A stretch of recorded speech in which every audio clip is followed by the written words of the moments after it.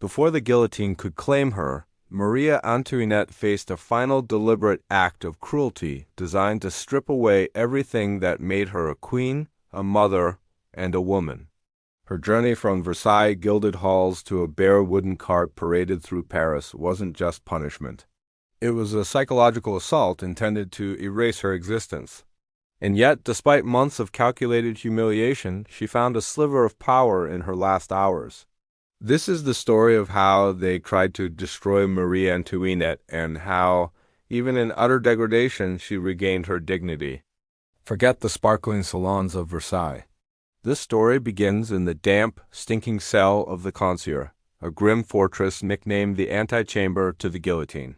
By August 2nd, 1793, Marie Antoinette had already spent months in imprisonment alongside her family, stripped of her crown and wealth. That night, she was torn from her children and her sister-in-law and brought here alone to a room that would be her world for the next 76 days. In this cell, she was no longer a queen. She became prisoner number 2 Cho.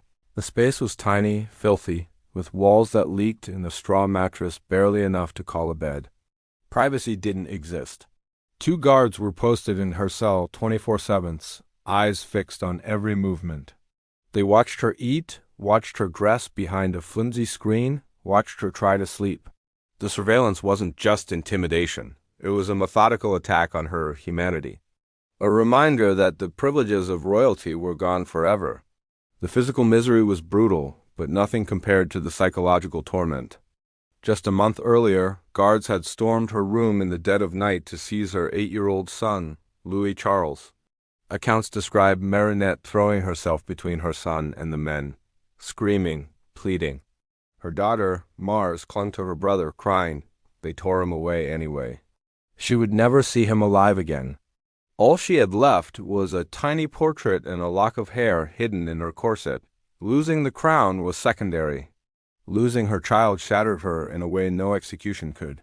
Her maid, Rosalie Lemole, who remained with her through these last months, would later say the queen's heart broke only when she spoke of her children.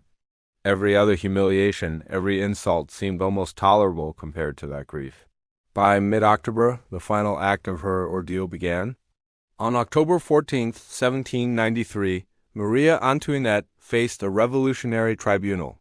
This was no real trial, just a performance scripted by her political enemies.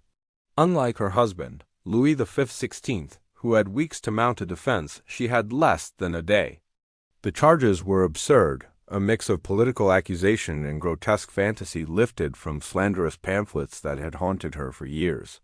She was accused of funneling money to Austria, plotting massacres, and hosting depraved orgies at Versailles. And then there was the most poisonous accusation of all, one designed to annihilate her very character, incest with her own son. They forced young Louis Charles to sign a statement against her. The courtroom fell silent as Marie Antoinette absorbed the claim. The prosecution led by the zealot Antoine Quentin Fouquier-Tinville seemed almost giddy at the cruelty. For a moment she didn't speak. The room buzzed with tension.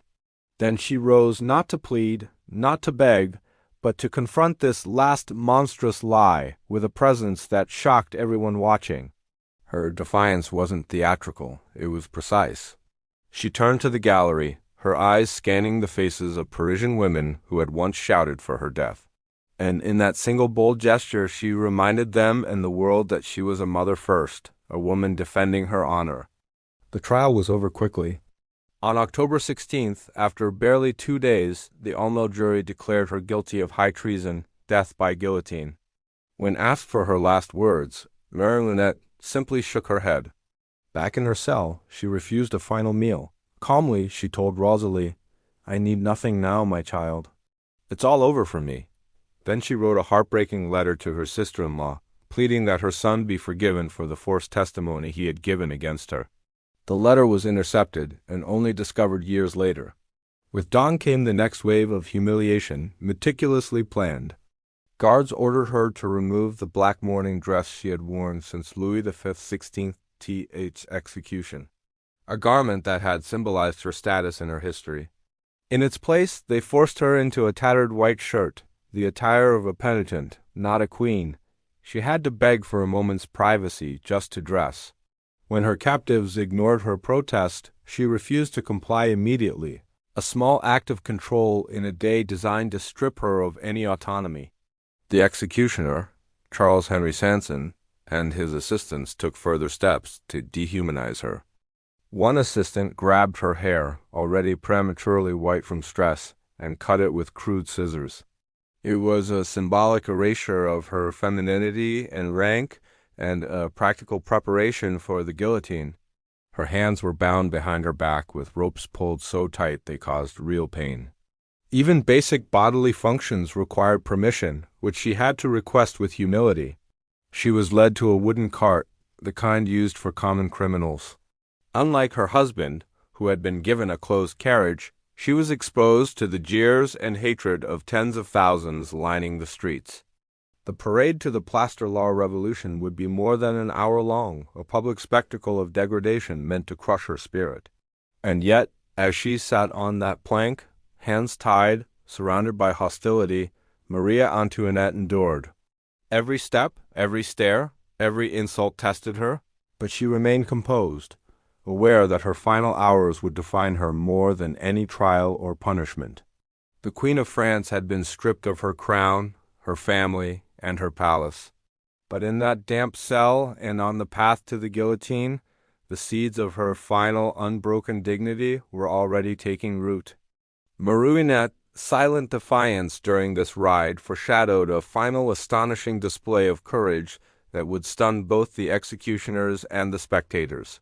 The crowd's mood was volatile, swinging between satisfaction, hatred, and morbid curiosity. Some cheered, some spat, some simply stared. Every insult thrown was an attempt to crush her spirit before the blade could do its work.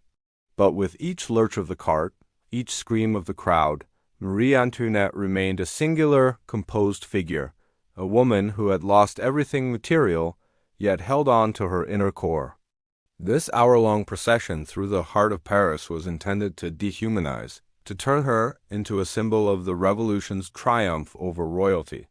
Yet, ironically, it also cemented her legend, but for the quiet defiance, the unshakable dignity, and the motherly courage she displayed in her final public moments. By the time the cart reached the Place Revolution, Marie Antoinette had survived an ordeal that would have shattered any ordinary person.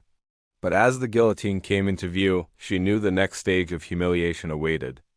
A stage where she would face not just death, but the final test of her composure, her courage, and her humanity.